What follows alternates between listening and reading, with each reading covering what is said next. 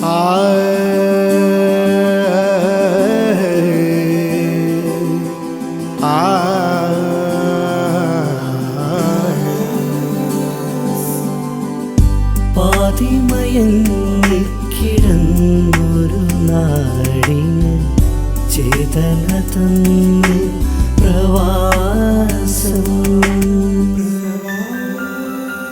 ഉള്ളിൽ മോഹങ്ങളെ പ്രവാസം.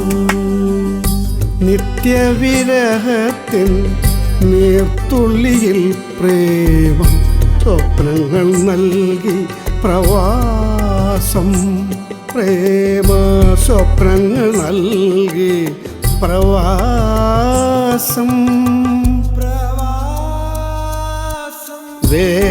വേരുകളെല്ലാം അറുത്തിട്ടും പൂക്കുന്ന നീർമാതളമാണ് പ്രവാസം. ദേശാടനം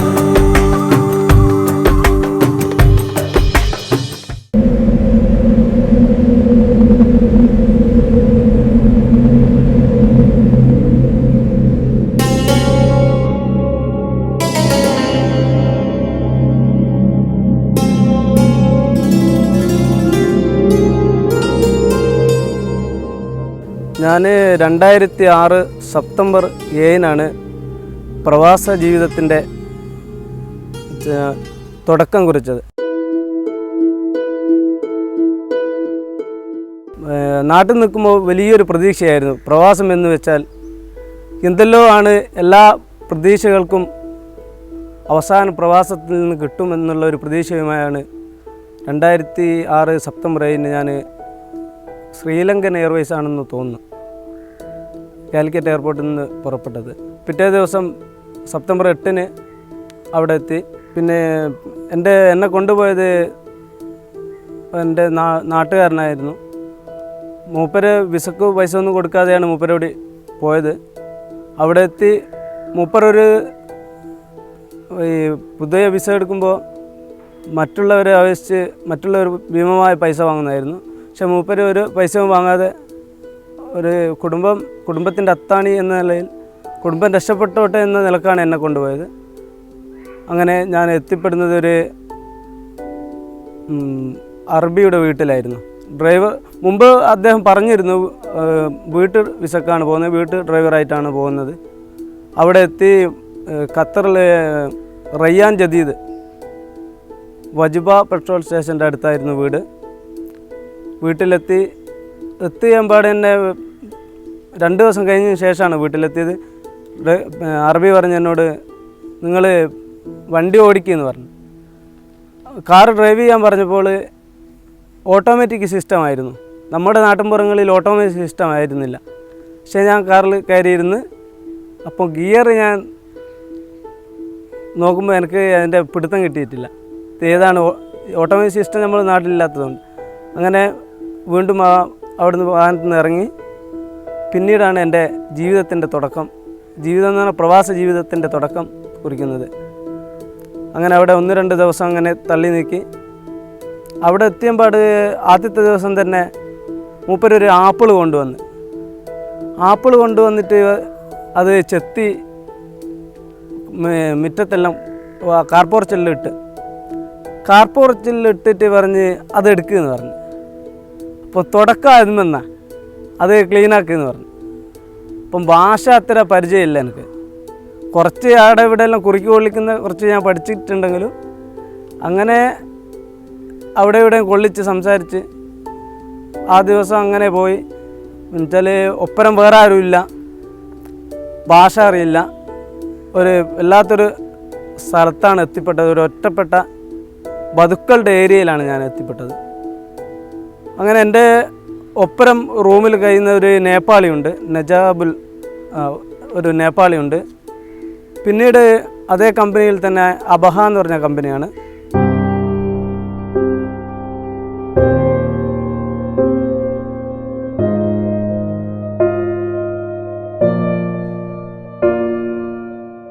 ഉച്ചക്കത്തെ ഒരു പ്രാവശ്യത്തെ ഭക്ഷണമാണ് ഞാൻ കഴിച്ചിട്ടുള്ളൂ. മജ്ബൂസ് എന്ന് പറഞ്ഞ് അങ്ങനെ ഒരു സാധനം കൊണ്ടുവച്ചിട്ടുണ്ട്. എനിക്ക് ആ മജൂസിനെ പറ്റി വലിയ പിടുത്തമില്ലേനു. അത് വശിച്ച് വൈകുന്നേരം ഒരു രാത്രി ഒരു 8:30-9:30 മണി കഴിഞ്ഞിട്ടുണ്ട്. അങ്ങനെ മജീദ് എന്ന് പറഞ്ഞ ആളും മുഹമ്മദ് എന്ന് പറഞ്ഞ ആളുമാണ് എനിക്ക് ഫസ്റ്റിൽ ഭക്ഷണം കൊണ്ടു തരുന്നത്.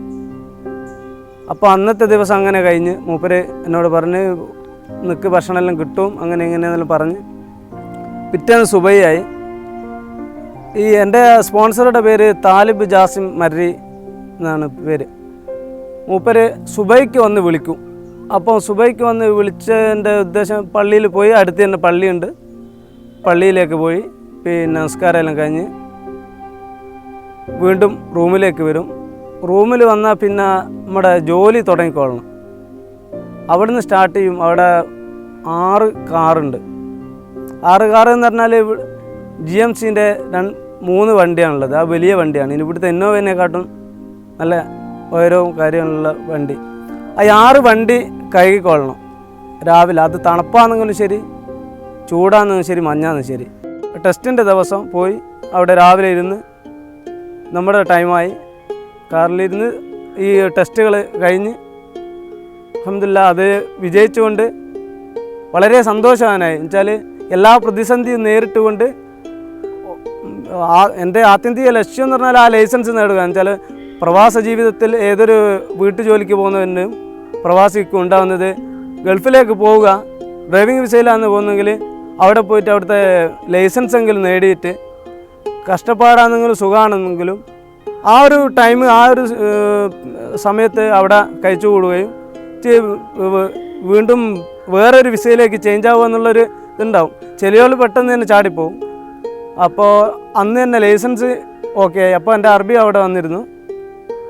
അറബി വന്ന് ചോദിച്ച് എൻ്റെ എന്തായി, ഞാൻ പറഞ്ഞു ഓക്കെ പാസ്സായിട്ടുണ്ട്. അപ്പോൾ മൂപ്പർക്ക് വിശ്വസിക്കാൻ കഴിയുന്നില്ല. കാരണം എന്ന് വെച്ചാൽ ഒരു ചെറിയ മനുഷ്യനാണ്, ഫസ്റ്റിൽ ഗൾഫിലേക്ക് പോകുന്നതാണ്, ഭാഷ അത്ര പിടുത്തമില്ല.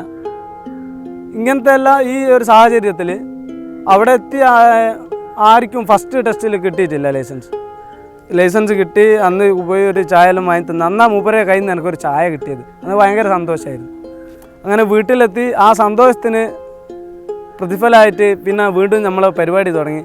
മൂപ്പരെ ഒരു അബഹാൻ എന്ന് പറഞ്ഞ മുമ്പ് ഞാൻ സൂചിപ്പിച്ച ട്രേഡിംഗ് കമ്പനി ഉണ്ടായിരുന്നു. അത് ട്രേഡിംഗ് കമ്പനി എന്ന് പറഞ്ഞാൽ സൗദി അറേബ്യയിൽ നിന്ന് സാധനം കൊണ്ടുവരും, അത് കടകളിലെല്ലാം കൊടുക്കും.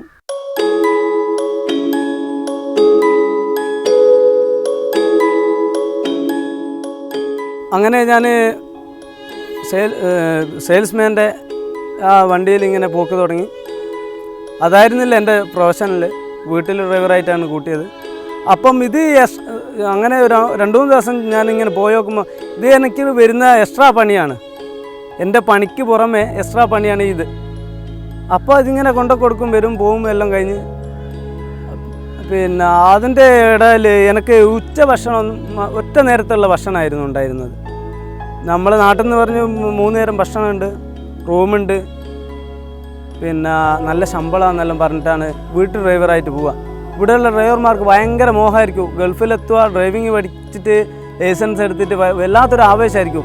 എന്നുവെച്ചാൽ ഗൾഫിലല്ലേ മോനെന്നുള്ളൊരു വല്ലാത്തൊരു വർത്താനം. നാട്ടിൽ ഡ്രൈവറാണ്. അവിടെ എത്തിയാലാണ് ഇതിൻ്റെ നന്മയും തിന്മയും നല്ലതും ചീത്ത തിരിച്ചറിയാനുള്ളൊരു കഴിവുണ്ടാവുക.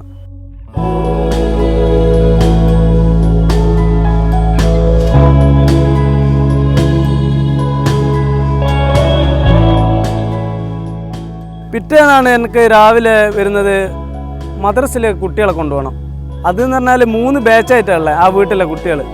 ഒന്നിനൊരു സ്കൂൾ വിടണം, അതിനെ വിട്ടിട്ട് വല്ലാത്ത ട്രാഫിക് ജാമായിരിക്കും. അത് ഇത്ര ടൈമിനുള്ളിൽ തിരിച്ചു വന്നിട്ട് വേറെ കുട്ടീനെ വേറെ സ്കൂളിലേക്ക് കൊണ്ടുപോകണം. ഇതെല്ലാം കഴിഞ്ഞതിന് ശേഷം അപ്പോഴത്തേക്ക് ഏതാണ്ട് ഒരു 8-8:30 മണിയാവും. അപ്പോഴത്തേക്ക് ഉണ്ടാവും നമ്മളെ അർബാബിൻ്റെ മേഡം ഇറങ്ങി നിന്നിട്ടുണ്ടാവും സൂക്കിലേക്ക് പോകാൻ.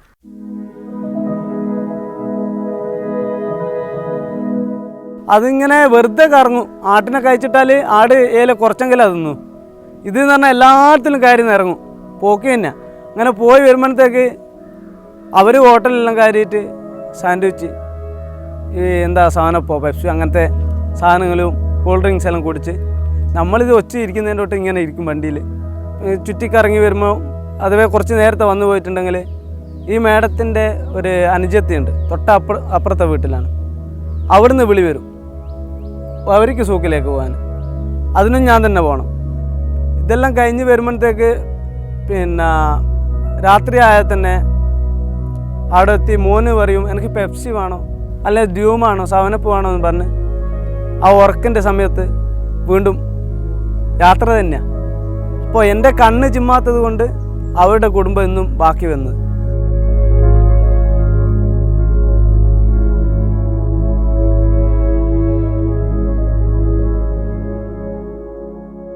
അങ്ങനെ ഏപ്രിൽ 9 എൻ്റെ അർബാബ് വന്നിട്ട് പറഞ്ഞു നമുക്ക് സൗദിയിലേക്കൊന്ന് പോകണം, സ്റ്റോറിലേക്ക് കുറച്ച് ഹാർഡ്വെയർ സാധനവും അസീറും അങ്ങനത്തെ എല്ലാം വാങ്ങാൻ വേണ്ടിയിട്ട് പോകണമെന്ന് പറഞ്ഞു. അപ്പോൾ എന്നോട് പറഞ്ഞു എൻ്റെ ലൈസൻസ് ഇതാന്ന്. അപ്പം ലൈസൻസ് എൻ്റെ കയ്യിലില്ല, മൂപ്പരോട് മറന്നുപോയതാ, എൻ്റെ കയ്യിൽ ഇതുവരെ തന്നിട്ടില്ല. അപ്പോൾ ഞാൻ പറഞ്ഞു എൻ്റെ കയ്യിലില്ല ലൈസൻസ്, നിങ്ങളുടെ കയ്യിലാണുള്ളത് എന്ന്. അങ്ങനെ മൂപ്പര് അബൂ സമറ എന്ന് പറഞ്ഞ ചെക്ക് പോസ്റ്റ് ഉണ്ട്, അവിടത്തേക്ക് ഈ ലൈസൻസ് നിർബന്ധമാണ്, പാസ്പോർട്ടും ലൈസൻസും.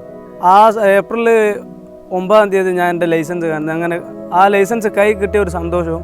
പിന്നെ യാത്ര എന്ന് പറഞ്ഞാൽ 700-800 കിലോമീറ്റർ ഓട്ടം ഒറ്റക്ക്. എൻ്റെ വണ്ടിയിൽ ഞാനാണുള്ളൂ, ഒരു ചെറിയൊരു കുപ്പിയിൽ വെള്ളമുണ്ട്, വേറൊരു സാധനമില്ല കഴിക്കാൻ.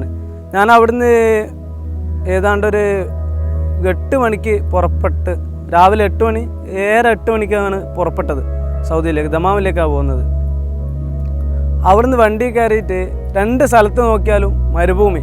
അപ്പോൾ മരുഭൂമിൻ്റെ ഒരു സൈഡിൽ നോക്കിയാൽ ചില സ്ഥലങ്ങളിൽ കാണാം ഒട്ടകം അല്ലെങ്കിൽ ചത്തിട്ട് ഉണങ്ങിപ്പോയത് കാണാം.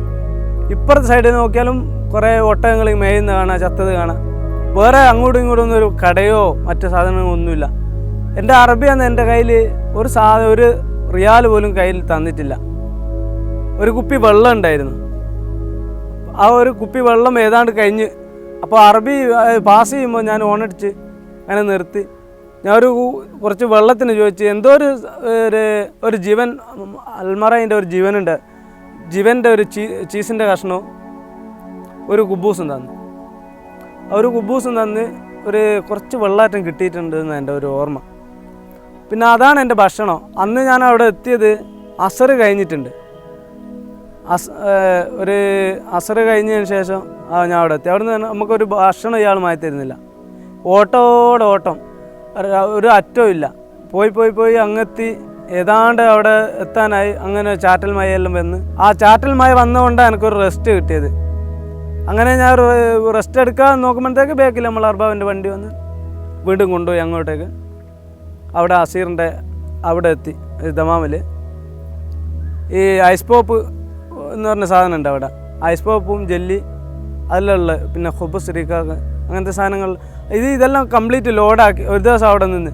അന്ന് ഭയങ്കര സന്തോഷം എന്ന് വെച്ചാൽ മലപ്പുറത്തുള്ള കുറേ, എനിക്ക് പേര് ഓർമ്മയില്ല, കുറേ വെച്ചാൽ ഒരുപാട് കുറച്ച് നല്ല പ്രവാസ ജീവിതം വല്ലാണ്ട് നയിച്ച പ്രവാസികളായ മലപ്പുറത്തുള്ള പ്രായം ചെന്ന മനുഷ്യന്മാരുണ്ട്.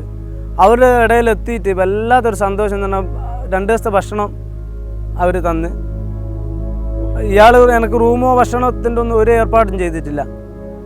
എന്നോട് പറഞ്ഞ് ഞാൻ അവിടെ എത്തിയിട്ട് പിന്നെ ഞാൻ എല്ലാം റെഡിയാക്കിക്ക് മൂപ്പർ റിട്ടേണിങ് പോന്ന്, എനിക്ക് റൂട്ടും പറഞ്ഞു തന്ന് അവിടെ എത്തി. ആ 2 ദിവസം കഴിഞ്ഞ് ആ ഒരു ഭക്ഷണമെല്ലാം വല്ലാത്തൊരു സന്തോഷത്തിൻ്റെ, അവിടുന്ന് പിരിയുമ്പോൾ വല്ലാത്തൊരു വിഷമത്തിൻ്റെ ഒരു സന്ദർഭമായിരുന്നു. അവിടുന്ന് തിരിച്ചു വന്ന് അപ്പം വരുന്ന സമയത്ത് കുറേ സൗദിയിലെത്തുമ്പം ഈ ലോഡ് വല്ലാണ്ടുള്ളതുകൊണ്ട് ഒരു സംഗതിക്ക് നമ്മളോട് ഹെൽപ്പിന് പോലും ഒരാളില്ല. ഇയാളെ വണ്ടി വന്നിട്ട് ഷാർട്ടാവില്ല. അബൂ സമറയിലെത്തി ഇത് ഓഫായിപ്പോയി. അപ്പം ഇത് ഷാർട്ടാക്കുന്ന സംഗതി അറിഞ്ഞൂടെ, വേർട്ടി ബീക്കാണ്. അങ്ങനെ പിന്നെ കസ്റ്റംസിൽ മലയാളികളൊക്കെ കിട്ടി അവിടുന്ന് അങ്ങനെ റെഡിയാക്കി വന്ന് റിയാനിലെത്തി. വീട്ടിൽ സാധനം കൊണ്ടുവന്ന് ഇറക്കി, അവിടെ വണ്ടി കാറ്റി. അപ്പം പിന്നെ പിറ്റേന്ന് മൂപ്പര് വന്നിട്ട് നമ്മളോട്, വണ്ടീൻ്റെ അവിടെ എന്തോ ഒരു സ്ക്രാച്ച് ഉണ്ടല്ലോ, അത് ഇഞ്ഞി തട്ടിയതല്ലേ. ഇത്രയും ഞാൻ ഭക്ഷണം പോലും കഴിക്കാതെ നല്ലൊരു പ്രതീക്ഷയും വെച്ച് മൂപ്പര് പറഞ്ഞ അനുസരിച്ച് അങ്ങനെ പോയി, ക്ഷമയോടെ അങ്ങേയറ്റം ക്ഷമിച്ചുകൊണ്ട് പോയിട്ട് തിരിച്ചെത്തുമ്പോൾ എനിക്ക് ഇതാണ് ഫലം. നീയാണ് വണ്ടി തട്ടിയത്, 5 സാലറി ഇന്ന് കട്ട് ചെയ്യും. അപ്പോൾ 500 റിയാലിനാണ് ശമ്പളത്തിനാണ് പോയത്. അപ്പോൾ ആ ഒരു പൈസ കട്ട് ചെയ്യുന്ന രണ്ട് മൂന്ന് ഘട്ടത്തിൽ എൻ്റെ അങ്ങനെ പൈസ കട്ട് ചെയ്ത് എനിക്ക് ആ പോക്ക് കൊണ്ട് എനിക്ക് ഗുണം കിട്ടിയത് എന്ന് പറഞ്ഞാൽ എൻ്റെ ലൈസൻസ് എൻ്റെ കയ്യിലായി. എല്ലാ പ്രതീക്ഷയും ആ ലൈസൻസിലായിരുന്നു. അതും കൂടി അദ്ദേഹത്തിന് കൊടുത്താൽ നമ്മളൊരു ചണ്ടി പോലെ ആണ് അവിടെ. ലൈസൻസ് കിട്ടിയത് കൊണ്ടാണ് ഇത്രയും അവിടെ നിന്നത്.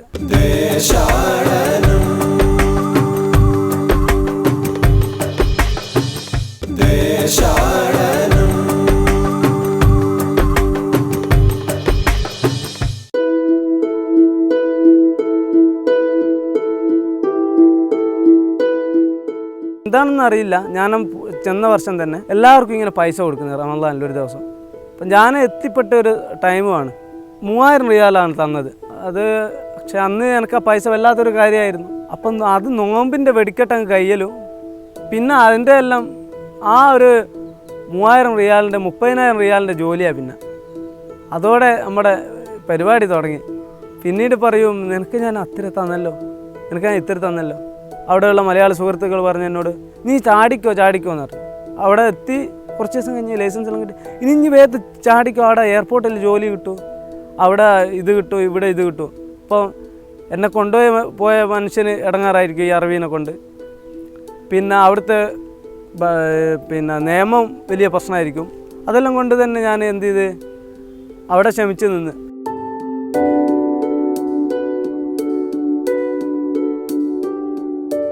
അങ്ങനെ 2 വർഷം കഴിഞ്ഞ് ഞാൻ പറഞ്ഞു എനിക്ക് നാട്ടിലേക്ക് പോകണമെന്ന് പറഞ്ഞു. നാട്ടിലേക്ക് പോകണം എന്ന് പറഞ്ഞപ്പോൾ മൂപ്പര് പറഞ്ഞ് നീ ഇപ്രാവശ്യം പോകണ്ട, പിന്നെ നിന്നെ ഞാൻ ഉംറക്ക് കൊണ്ടുപോകും. എനിക്ക് വളരെ ആഗ്രഹമായിരുന്നു എന്ത് മക്കത്ത് ഉംറക്കോ ഹജ്ജിനും കൊണ്ടുപോകുന്നുള്ള ഒരു ഓഫർ തന്ന്. ആദ്യത്തെ വർഷം തന്നു ഓഫർ. 2ാമത്തെ വർഷം വീണ്ടും എത്തി, അതേ ഓഫറിൻ്റെ ടൈമായി ഓഫർ എത്തി. അതും ഞാൻ ഇങ്ങനെ നിന്ന് ഇല്ല, കൊണ്ടുവന്ന ഒരു കച്ചവടം ഇല്ല. അപ്പോൾ സംഗതി എനിക്ക് മനസ്സിലായി, ഇത് എന്നെ കൊണ്ടുപോണ്ടിട്ടല്ല, മൂപ്പരെ ഇവിടെ അവിടെയുള്ള പിന്നെ ജോലികളെല്ലാം സ്റ്റോറിലെ ജോലി, വീട്ടിലെ ജോലി, വാഹനം കഴുകണം, പിന്നെ ഡ്രൈവിങ് ചെയ്യണം, ഇതെല്ലാം കഴിഞ്ഞു പോകും. നമ്മൾ ഒരു സാധുവിൻ്റെ മട്ടിൽ അങ്ങനെ നിൽക്കും, ഇടയ്ക്ക് സംസാരിക്കുന്ന ദിവസം വലിയ പ്രശ്നമായിരിക്കും, എന്തും തള്ളും അടിയും പിടിയെല്ലായിരിക്കും. അവിടെ എനിക്ക് വല്ലാത്തൊരു പ്രയാസം തോന്നിയതെന്ന് വെച്ചാൽ ഒരു ഇന്തോനേഷ്യക്കാരത്തി ഉണ്ടായിരുന്നു. ഒരു 10-20 വയസ്സുള്ള ആ കുട്ടി വന്ന് അവിടെ ജോലി ചെയ്ത് 9 മാസത്തോളം ജോലി ചെയ്ത് എന്നിട്ട് ഒരു റിയാൽ പോലും ആ കുട്ടിക്ക് കൊടുക്കാതെ വളരെ ദയനീയമായിട്ട് എയർപോർട്ടിൽ കൊണ്ടുപോയിട്ട് പിന്നെ നാട്ടിലേക്ക് വിട്ട് ഒരു റിയാൽ പോലും കൊടുത്തിട്ടില്ല. ആ കുട്ടി കരഞ്ഞുകൊണ്ടാണ് പോയത്. അങ്ങനത്തെ വല്ലാത്തൊരവസ്ഥയാണ്. അപ്പം 3ാമത്തെ വർഷം ഞാൻ പറഞ്ഞു എനിക്ക് വിസ അടിക്കണ്ട, പിന്നെ എന്നെ നാട്ടിലേക്ക് വിട്ടോ. അപ്പോൾ മൂപ്പർക്ക് നമ്മൾ പണ്ട് പറഞ്ഞ ആ ലൈസൻസിൻ്റെ വീണ്ടും എൻ്റെ ലൈസൻസ് മേലേക്കാണ് മൂപ്പർ നോക്കുന്നത്. അത് പിടിച്ചു വെച്ചാൽ ഓൻ വീണ്ടും വരുമല്ലോ. 2008 ജൂലൈ 20 ഞാൻ ഖത്തറിൽ നിന്ന് നാട്ടിലേക്ക് തിരിച്ചു വന്നു. അത്രയും ഞാൻ അവിടെ കഷ്ടപ്പെട്ട് നിന്ന് അവരുടെ ജീവിതം സുഖമാക്കി കൊടുത്ത് ആ ഒരു നല്ലൊരു സമീപനം നിന്ന് അങ്ങനത്തെ ഒരു മനുഷ്യൻ നാട്ടിലേക്ക് പോകുമ്പോൾ ഒരു നല്ലൊരു സമീപനം ഇല്ലാണ്ട് മൂപ്പര് അന്ന് അസമയം മാറ്റിയിട്ട് ഡ്രൈവറാണ് വിട്ട് ഓനങ്ങ് നാട്ടിലേക്ക് വിട്ടോന്നുള്ള കോലത്തിൽ. അപ്പോൾ എന്നോട് പറഞ്ഞ് തിരിച്ച് വരണം പെട്ടെന്ന്. ഞാൻ പറഞ്ഞു വേഗത്തിൽ വരാം, 1 മാസം ഡേറ്റ് ഉള്ളൂ. പെട്ടെന്ന് ഞാൻ പറഞ്ഞു വീട്ടിൽ സുഖമില്ല, കളവ് പറയരുതെന്നാണ്. പക്ഷേ കളവ് പറയാനുള്ള സാഹചര്യം വല്ലാത്ത മുട്ടി നിൽക്കുന്നതുകൊണ്ടാണ് ഞാൻ അവിടുന്ന് കളവ് പറഞ്ഞ് വീട്ടിൽ നിന്ന് വിളിപ്പിച്ച് ഇങ്ങനെ അസുഖമെന്ന് പറഞ്ഞിട്ട് അങ്ങനെയാണ് ഞാൻ അവിടുന്ന് പോകുന്നത്. 1 മാസം കഴിഞ്ഞ് മൂപ്പരിങ്ങനെ വിളിക്കും നാട്ടിലേക്ക്, എന്താ വരാത്ത, എൻ്റെ കൊണ്ട് നമ്പറെല്ലാം ആദ്യം വാങ്ങിയിരുന്നു. അപ്പം ഞാൻ പറഞ്ഞ് ഇനി ഞാൻ അങ്ങോട്ടേക്കില്ല.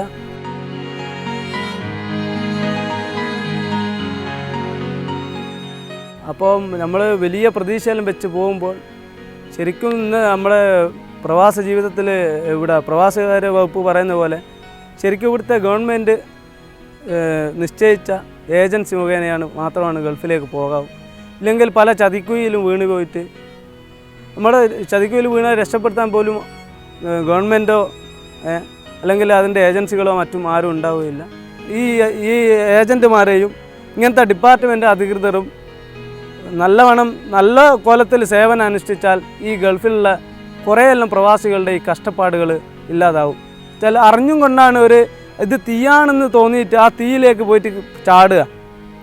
എന്നുവെച്ചാൽ സ്വന്തം സ്വാർത്ഥ താല്പര്യത്തിന് വേണ്ടിയിട്ടാണ് എന്താക്കുന്നത്, പിന്നെ മറ്റ് സ്വന്തം സഹോദരങ്ങളെ ഇതിലേക്ക് കൊണ്ടുവരുന്നത്. ഇങ്ങനത്തെ പീഡനമുള്ള വീടുകളിലേക്കും പ്രയാസങ്ങളുള്ള കഷ്ടപ്പാടുള്ള ജോലികളിൽ. പ്രവാസം എന്ന് വെച്ചാൽ കഷ്ടപ്പാടും പ്രയാസവും വിഷമവും എല്ലാം ഉണ്ടാവും, അതാണ് പ്രവാസം.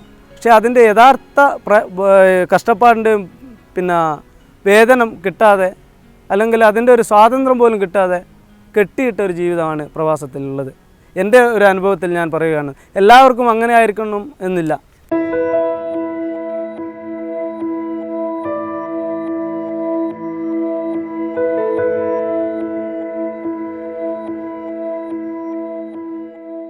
ഞാൻ 1979 ഏപ്രിൽ 1-ാം തീയതി ദുബൈക്ക് പോയി. ദുബൈക്ക് അന്ന് കോഴിക്കോട് വിമാനത്താവളമില്ല, അന്ന് ബോംബെ വഴിയാണ് ദുബൈക്ക് പോയത്. കുറ്റ്യാടിയിൽ നിന്ന് ബസ് ബോംബെ പോയി, ബോംബെയിൽ നിന്ന് ദുബൈക്ക് ബസ് കയറി, അല്ല പ്ലെയിനിൽ പോയി.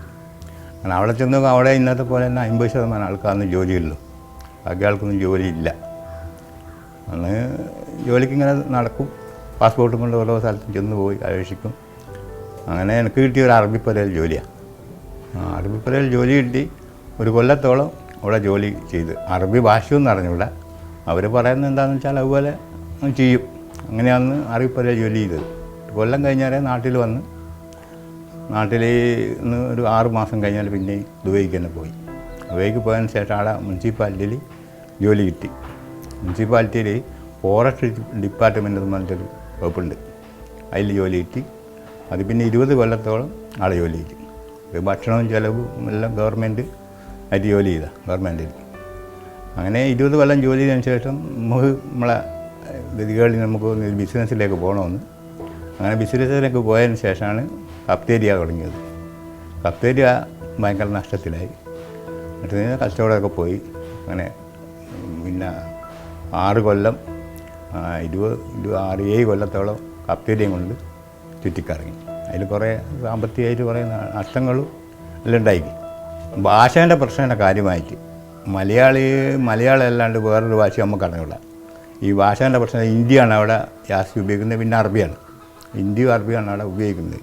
ഇത് രണ്ടും നമുക്ക് പരിചയമില്ല. അതിൻ്റെ പേരിൽ കുറേ വിഷമങ്ങൾ ഉണ്ടായിക്കും. ഓരോ സ്ഥലത്ത് പോയാലും അറബിപ്പുര ചെന്ന് നോക്കിയാൽ നമുക്കൊരു സാധനത്തിൻ്റെ പേരോ അല്ലെങ്കിൽ അങ്ങനത്തെ ഒരു ഇതോ ഒന്നും അറിഞ്ഞൂടാ. ഓല് പറയുന്നത് എന്താണെന്ന് വെച്ചാൽ അതുപോലെ ചെയ്യും. പിന്നെ നമ്മൾ അറബിപ്പുരയിൽ നിന്നൊരു ഒരു വയസ്സെത്തി കളവിയ ആളുകൾ, അയാൾ മുനിസിപ്പാലിറ്റീൻ്റെ പിന്നെ മുദീറെ ഉമ്മയാണ്. അപ്പോൾ അവിടെ ജോലി ചെയ്തുകൊണ്ടിരിക്കുമ്പോൾ പിന്നെ അവർക്ക് ഭക്ഷണം എന്ന് വെച്ചാൽ ഒട്ടകത്തിൻ്റെ പാല് മാത്രമേ ഉപയോഗിക്കൂ, വേറെ ഒന്നും ഉപയോഗിക്കില്ല. ഒട്ടകത്തിൻ്റെ പാല് അവർ കറന്ന് കൊണ്ടു തരും. അപ്പോൾ നമ്മളതൊരു ഗ്ലാസ് പാടന്ന് അവർക്ക് 2-3 നേരം കൊടുക്കണം. ഇതാണ്. പിന്നെ 5-6 ആളുണ്ട് ഈ ആട്ടിനെ നോക്കണം. അതാണ് ആദ്യത്തെ ജോലി. നല്ല ശമ്പളം തന്ന മുനിസിപ്പാലിറ്റീൻ്റെ വലിയ മുതിരായതിനെ കൊണ്ട് നല്ല ശമ്പളം തന്നു. ഗൾഫുകാർക്ക് സാമ്പത്തികമായിട്ട് നേട്ടമില്ലെങ്കിലും ഇങ്ങനത്തെ അസുഖങ്ങൾ വളരെ ഉണ്ട്. കാരണം എന്ന് വെച്ചാൽ പ്രഷർ, പഞ്ചസാര, കൊളസ്ട്രോൾ, ഇതെല്ലാം ഗൾഫ് കൊണ്ട് ഒരുപാട് ആൾക്ക് ഇത് 50%, 60% ആളുകൾക്കും പ്രഷർ ഗൾഫിൽ നിന്ന് കിട്ടുന്നവർക്കുണ്ടാവും. അതുപോലെ പഞ്ചസാര കാര്യമായിട്ടെന്ന് വെച്ചാൽ ഉറക്ക്. ഒന്നെന്ന് വെച്ചാൽ നമ്മൾ ജോലി കഴിഞ്ഞിട്ട് ഒരു ഭാഗത്ത് നീങ്ങാനോ പോകാനോ പായാനോ എടുക്കാനൊന്നും സ്ഥലമില്ല.